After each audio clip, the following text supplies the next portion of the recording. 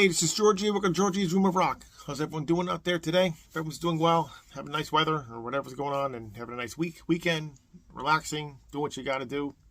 And I'm here for talking a little new wave of British heavy metal today. One of the bands I'm talking about kind of got me thinking about doing this, and I was going to do a top 10 on my favorite new wave of British heavy metal bands. I said, you know, do a whole two little parts episode. Or whatever. I'm going to do this one and another episode after. This one's going to be more notable bands I'm going to talk about. Just the albums I have. Some of them are regular albums. Some I just have compilations from. Because some of that stuff's really hard to find. But I thought I'd talk about, not big history. Not like I'm a huge, I know all about this stuff, like the top to bottom. I know some stuff, obviously I'm a fan of it. And it's a very important genre because it really did help out. It wouldn't have thrash metal without the new wave of British heavy metal. You wouldn't even have it. They just started everything. I mean, you had Priest and Sabbath and the Scorpions and all these other bands that start off being heavier, but this whole movement added a little punk element to a lot of these bands that made it what it is, new wave of British heavy metal, which only lasted from 79 to I say 83, maybe 84. If you're pushing it there, maybe, because all the hair bands started coming out then, and that kind of killed that, all the commercialism. But very important, a lot of great bands. So this was going to be all the bands I think they're kind of more popular bands. The other ones be a little more second tier bands, no less important. Maybe in your opinion they're better bands. I don't know, but you'll see in the next. I'll do that one next week. So these are actually my opinion on all this stuff, and again, talk about bands it's not like the bands you don't know or haven't heard about, but these are my opinion. I just want to show you the albums I have, and you've seen some of these albums already, but I figured it'd be an interesting topic. I love that genre. I don't talk about it, and I don't talk about much on this channel at all, so I figured I'd start with this one. So anyway, we're going to start with a band that I think belongs in here in the talk of new wave British heavy metal. And really, people may think they belong, some people don't belong. I think they don't belong, maybe, because they really before, but I think they do, because they kind of started the whole thing with the heavier edge and faster songs and what do you call it, punkier edge, and that's Motorhead. And this is the second album. I don't actually have the first album. The first one's not as potent. This one has his classics lineup up to Lemmy, and Fast Eddie Clark, and the Filthy Animal Taylor. But the second album really just solidified Overkill and their sound, with songs, of course, like Overkill and No Class and Damage Case. So great stuff. Great album there. And then of course they do Bomber, same thing. Dead Man Tell No Tales. Stone Dead Forever. Bomber. They really just it's up to that to be, and I think they really belong in this conversation, because they wouldn't have they just were faster, and they from the UK, obviously. Ace of Spades on this one with the song Ace of Spades, Shoot You in the Back, Love Me Like a Reptile, We Are the Road Crew, The Chase Is Better Than the Catch. Great songs like there. I think they belong in the conversation for really British heavy metal. That's my opinion. Some people think that, some people don't, and that's fine. Your opinion matters. It always matters. So the next one will go. Next band, of course, is the one I'm going to talk about. And, of course, is Maiden, with their debut here with Paul Di'Anno. Of course, to sing this one and then the follow-up, the only two albums he did with the band. But with Steve Harris, Dennis Stratton, of course, Dave Murray, and Clive Burr. And, they really started this whole thing with the mascot with Eddie, really started that whole thing, and he was really the face of it. The face of Maiden, the face of new wave British heavy metal for a long time, and still going strong to this day. We have songs like Prowler, Remember Tomorrow, and Phantom of the Opera, and of course, Iron Maiden. This one, classic stuff. And then you go on to Killers, where they replaced Stratton with Adrian Smith, and another great one with Wrathchild and Murders in the Rue Morgue. Of course, Killers. And Drifter, all great songs on this one. This is my favorite one of the Di'Anno of the two. Better production in my opinion, but still kill a great picture of Eddie too.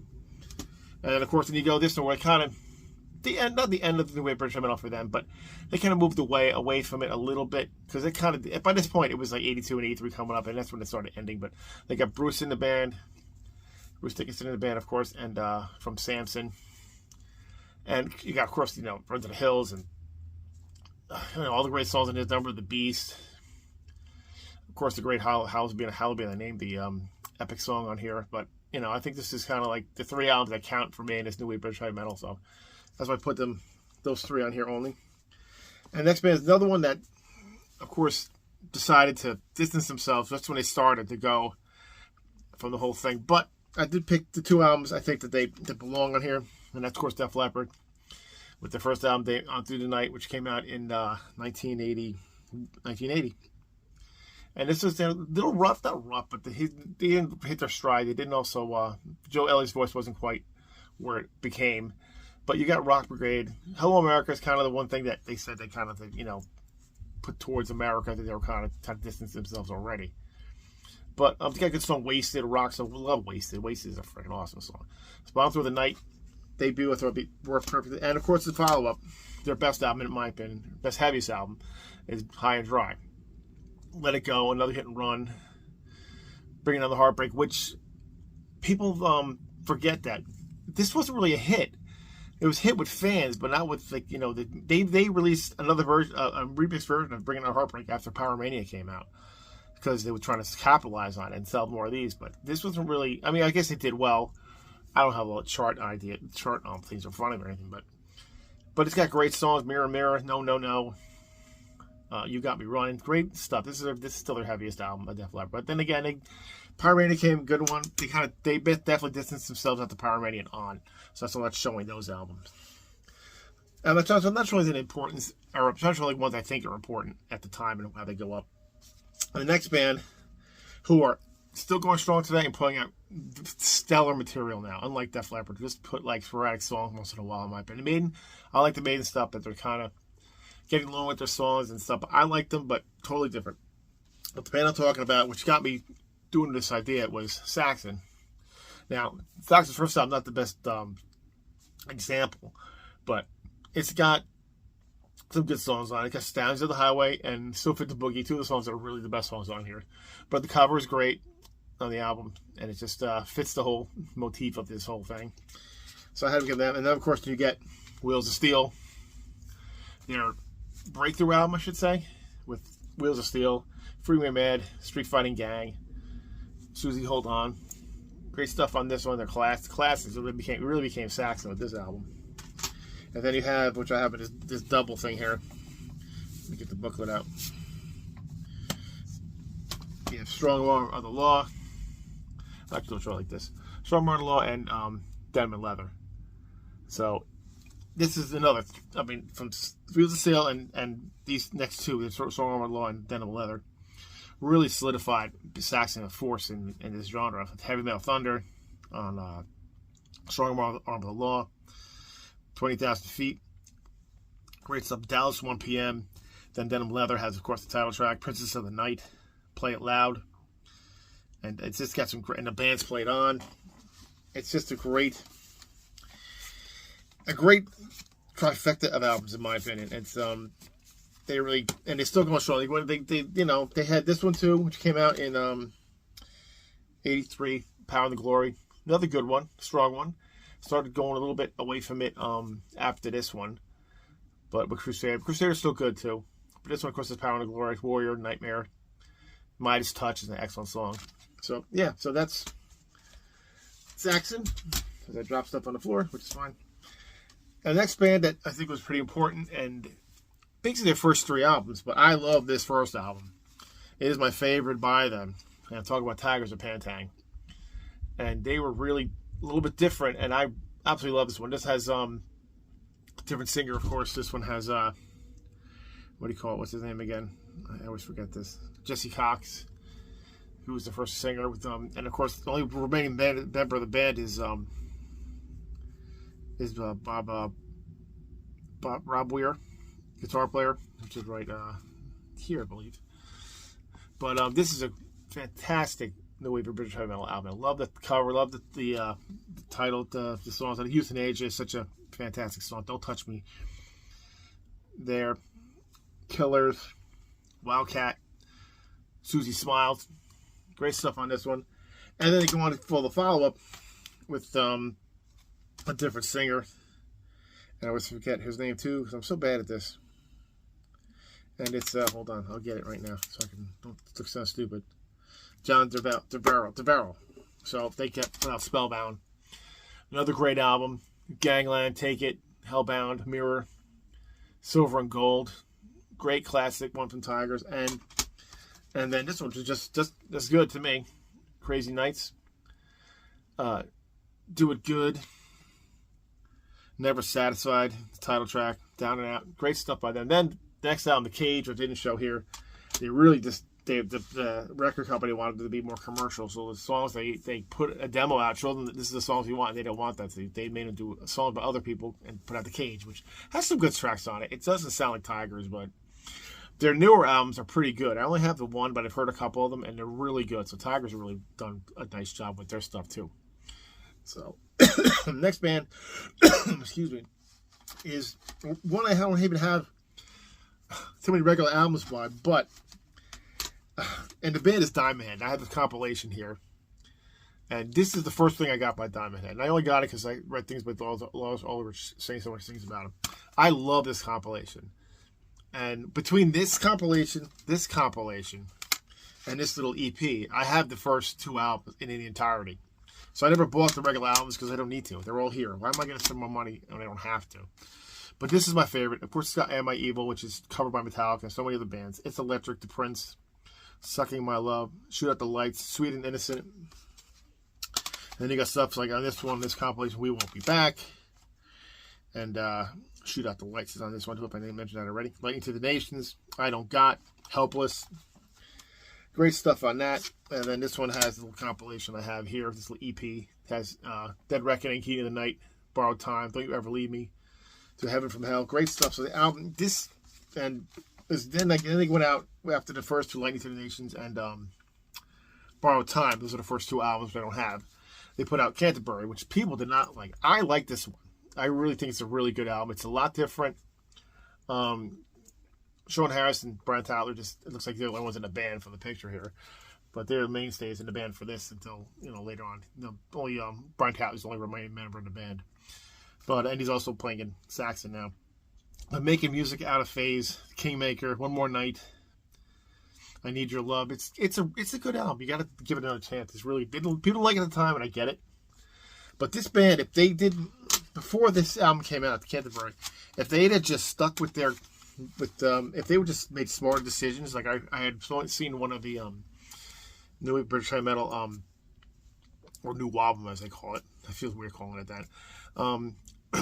Documentaries that they said that the manager from Foreigner wanted to manage them, and they said no. And if they had just smart enough to say yes, they could have been up the stratosphere. They would have really gone to the top of it, a huge band. They just not said no to the manager of Foreigner, who was huge. Foreigner was huge at the time in the 80s, so that was their problem. But still leave them to do that, but it's what it is. Still love the band, still have the great music, and there you go. All right, now next band, excuse me, we're going to talk about is one that is the darkest of the bands, if you know what I'm talking about. They really spearheaded not only this movement, excuse me, but black metal, death metal, thrash metal too. Venom, Welcome to Hell with this debut, which is basically the band was put together as almost a joke. But this is a really good album. They really don't have they're not the best musicians in the world, and that's the truth. But still, they have made great albums. The first few albums, Sons of Satan, Welcome to Hell, Live Like an Angel is great. 100,000 Days of Sodom, In League with Satan, Bursting Out. This album is awesome. Love this album. It's my favorite one by them. And then, of course, they come out with the classic black metal with Countess Bathory. Of course, then black metal title track, To Hell and Back, Die Hard, Sacrifice, Don't Burn the Witch. Another classic from Venom. They really did these are for their two classics, but At War with Satan is still another really good one too, with the title track, 20 minutes, and it really doesn't, it's not boring. It's a good song. Manitou, Rip Ride, Cry Wolf. It's a good album too, and even some of the stuff on their fourth album, Possessed, isn't bad at all. I look upside down is the way it is, but it's just got some good Power Trip, Flat Trap, Satanicus, Hellchild, Too Loud for the Crowd, Possessed, the title track. I still think they still had pretty good stuff for this one. Then after that, they went off the rails with, not off the rails, but a little bit different with Calm Before the Storm, because the original band here is Kronos, Conrad Lant, Mantis, and Abaddon. And by this one, Mantis had left after Possessed, and then whole big thing with that. They weren't going into that story. But Venom, very important. Like I said, they coined the phrase black metal, but they sounded like a little like death metal because it was just a little more raw with their sound. Not raw, very raw with their sound. So, anyway, excuse me. Next one I'll talk about is a very important album in the genre. I know their new albums are pretty damn good too, but this one really was a classic, and everyone talks about this album, and I'm going to talk about it too. And that's the debut from Angel Witch, which is just a great statement in time. With the songs Angel Witch, Atlantis, White Witch, Confused, great song, Sweet Danger, Devil's Tower. It's just a drop dead classic from the genre, and everyone talks about it. And the cover is great. The whole thing is just an excellent band, and like again, the stuff they put out later, the new stuff now is really good too. But back to more of this style, and this is just has to be in the conversation here. So there you go. All right, the next one is funny because I just got this yesterday. I did have one album by them. I know these albums, I just never owned them. And it's Raven. This is the box set I just got. And it's got all the first 3 albums and the live at the Inferno. And this one is this band, another very important band in the whole genre thing. I mean, you had Rocket Till You Drop here, Wiped Out, which one I did have. I actually handed it off to a friend because I got this box set. Wiped Out and All For One. These albums I know, I just didn't get. I never heard the live one though, believe it or not. But another band that had great songs, very important in the genre. I'll go through the songs. I can't look on the little discs there because they're so small. I couldn't read with this magnifier with my glasses on here. It's ridiculous. But I'll read them on this. It came with a nice little cool little poster thing, Raven. So it's cool. But anyway, so Rocket Till You Drop has Hell Patrol. Don't Need Your Money. My probably favorite song by them. Rocket Till You Drop. Hellraiser. And I think that's covered by this. That's the Sweet cover. Then Wiped Out has Fester. Then Speed of Light. Firepower. Read all about it. Live at the Inferno. All For One has Take Control. Mind Over Metal. Run Silent, Run Deep. Break the Chain. Really, really good stuff from Raven. They really, and again, they played with Metallica when Metallica started. Metallica opened for them or what it was. And, yeah, big, very important, very fast, very good band. Again, they went off the rails for a while after this too. But the new albums are really good too. Don't have them either, but I've heard them, and excellent band, again, very important in the genre. Okay, the next band we're going to talk about is Samson. This is their second album. I don't have the first one. It's the first one with Bruce Dickinson. Although he's supposed to be featured on the first one. I don't think he's on it much anyway. But this one, of course, the shtick here was Thunderstick with his sadomasochism, whatever freaking mask there. But Bruce sounds great. It's called Bruce on this, which is the dumbest name ever. But this one has Heartburst, Take It Like a Man. Vice Versa is a great song. Too Close to Rock. Hunted. Take Me to Your Leader. Good stuff by Samson. And they follow with this one. Shock Tactics, which is probably the better one. Got Riding with the Angels, Earth Mother, Bloodlust, Go to Hell, Bright Lights, One Spittin', Crime. Great song there. Great album. Bruce would leave and join Maiden after this, and then they would go in more bluesy directions. They kind of left that whole new wave British Heavy thing away too. But that's what they did. Next band, I have only the first 3 albums by them, but they're important albums, and I figure they belong here, and that's Tank with Filth Hounds of Hades. Very Motorhead-like. I've heard they were called too Motorhead-like. But songs like they have, like Shell Shock, Struck by Lightning, Run Like Hell, Turn Your Head Around, Heavy Artillery. You know what you're going to get from Tank. And then you got Power of the Hunter, another great album by them. Walking Barefoot Over Glass, Pure Hatred, Biting and Scratching, Used Leather, Crazy Horses. Another good one there. And then you have This Means War. So it's the third one. And this one too has got some really good tracks on it. Just Like Something from Hell. Hot Lead, Cold Steel, This Means War. And If We All Go Down Fighting. Another good album too. Again, very, very Motorhead-like, but they had their own style in their way, the way they did it. So really good. All right, the next couple bands here, the next one here is I only have like a compilation of this and like 2 like albums on one. Maybe not the early stuff, but it's Girl School, the old girl band that really was important with the Motohead connection. And you got Nothing to Lose, not for sale in this one. Furniture Fire, Please Don't Touch with Motorhead. They do a what do you call it? Cover of Motorhead's Bomber. Demolition Boys, great song there. Don't Call It Love. But yeah, so I don't have much from Girl School, but I do have this other compilation. This is their later albums, like Screaming Murder and Play Dirty. More commercial with this one. Again, they left that kind of original thing behind. But Screaming Blue Murder is good. Take It From Me, Wildlife from Screaming Blue Murder. Play Dirty, the title track, Going Under. Good stuff from Girl School. That's when and they're still going strong today too. I don't know how much longer they're going for, but they're going. All right, last 2 bands. This one is just a compilation. I have like later albums by them, but I want to go like in the time period here, and that was Blitz Creek. And this has the Time of Changes album with Inferno, Blitz Creek, the song with Metallica again, covered that one too. Take a Look Around, Hell to Pay, Time of Changes, Savior. Brian Ross, the singer, did a lot of the band, played with Satan and Blitz Creek. I mean, I played Satan and who else did he play with? He played with someone else, which escapes my head right now. But he's a great singer too. So yeah, Blitz Creek, another band that's very important. Just if you know Blitz Creek, the song, you know Metallica cover, you know the band. So there you go. They're in my conversation here. The last one I have, just the only thing I have. I had basically mostly their first couple albums on here, and it's Witchfind. I have the best of Witchfind here. And it's got Give 'Em Hell, Into the Ages, Ready to Roll, Leaving the Dark. I love Reading the Dark. Great, or Nadir, I guess what they call it. Getting Heavy, Stage Fright, Woke Up Screaming, Devil's Playground, I'd Rather Go Wild, another great song here. Cry Wolf, Stay Away. I mean, Witchfind, another one that's more like they looked heavier in name and look than they were, but still really good stuff. Really good band. So yeah, so that's my little part 1 of this little new wave of British heavy metal thing, which is going to do the second part next week. And so yeah, so if the bands start missing from here, still maybe they'll be on the next one if I have them.